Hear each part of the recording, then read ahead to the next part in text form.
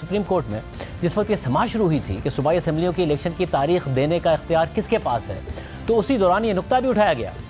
कि क्या सूबाई असम्बलियों की तहलील दुरुस्त अंदाज में हुई थी या नहीं। खुद जस्टिस अतर बिन अल्लाह ने पहले समात में और फिर अपने ऑर्डर में सवाल उठाए कि पंजाब और खैबर पख्तूनख्वा असम्बलियों की तहलील के हवाले से आइनी और कानूनी हैसियत को नज़रअंदाज नहीं किया जा सकता कि क्या वो आइन में दर्ज अपनी मुद्दत से पहले आइनी जमहूरियत के तकाज़ों की खिलाफ वर्जी करते हुए तहलील की गई थी। क्या सूबाई असम्बलियाँ जमहूरियत के आइनी उसूलों को रोंद कर तोड़ी गईं? क्या वज़ीर आला अपनी आज़ादाना राय पर यह एडवाइस दे सकता है या वो ये एडवाइस किसी और शख्स की हिदायत के ऊपर भी दे सकता है? अगर वज़ीर आला की एडवाइस किसी भी वजह से आइनी तौर पर गलत साबित हो जाए तो क्या इस सूरत में सूबाई असम्बली दोबारा बहाल हो सकती है? यानी खुद सुप्रीम कोर्ट ने इलेक्शन की तारीख से मुताल्लिक केस की समाअत के दौरान ये बहस शुरू हुई थी, मगर अब तक ये बहस किसी हतमी नतीजे पर नहीं पहुंची है, क्योंकि इमरान खान का मौक़िफ़ था कि वो वज़ीर आज़म से कौमी असम्बली तहलील कराने के लिए अपनी सूबाई असम्बलियाँ तहलील कर देंगे और उनकी पूरी जमात की ये राय है, उन्होंने दावा किया। फिर वज़ीर आला परवेज़ इलाही ने कह दिया कि उन समेत 99% अरकान असम्बली इस बात के हामी नहीं हैं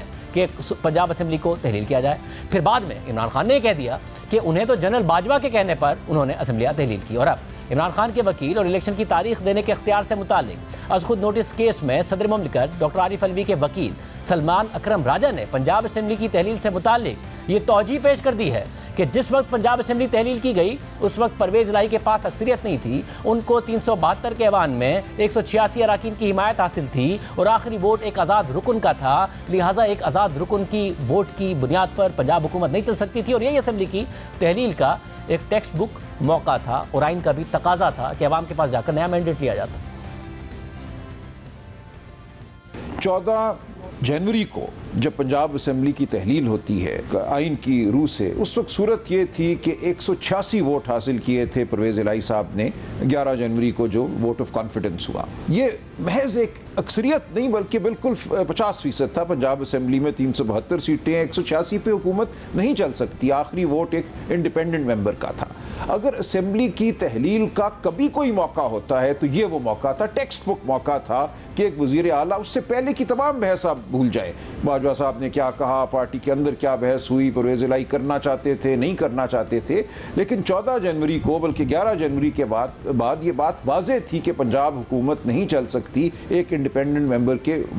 वोट की बुनियाद पर। लिहाजा वापस जाना इलेक्ट्रेट के पास, अवाम के पास, और उनसे एक नया मैंडेट लेना आइन का तकाजा भी था और इसीलिए ये इख्तियार हर वज़ीर आला और वज़ीर आज़म को दिया गया है कि वो असम्बली की तहलील कर सकते हैं। लिहाजा ये कहना कि खामखा में असम्बली तहलील हो गई थी इसलिए हम नहीं मानते।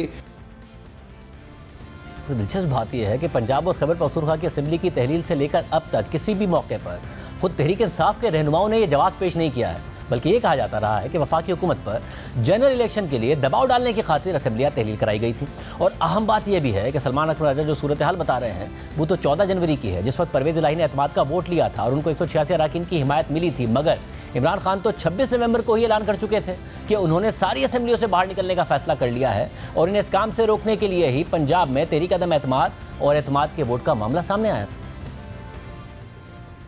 हमने फैसला किया है कि हम सारी असेंबलियों से निकलने लगे हैं। हम बजाय अपने मुल्क में तोड़ फोड़ करें, इससे बेहतर है कि हम इस करप्ट निजाम से बाहर निकलें, इस सिस्टम का हिस्सा ना बने।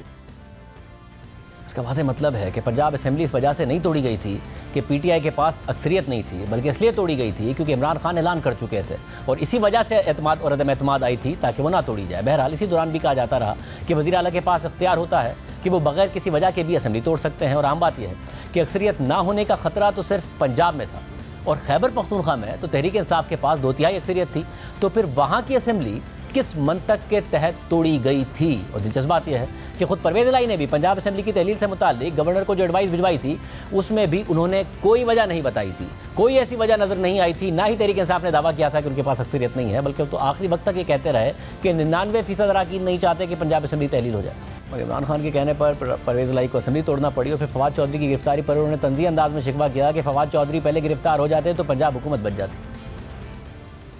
मैं कह के थक गया था कि यार खुदा के लिए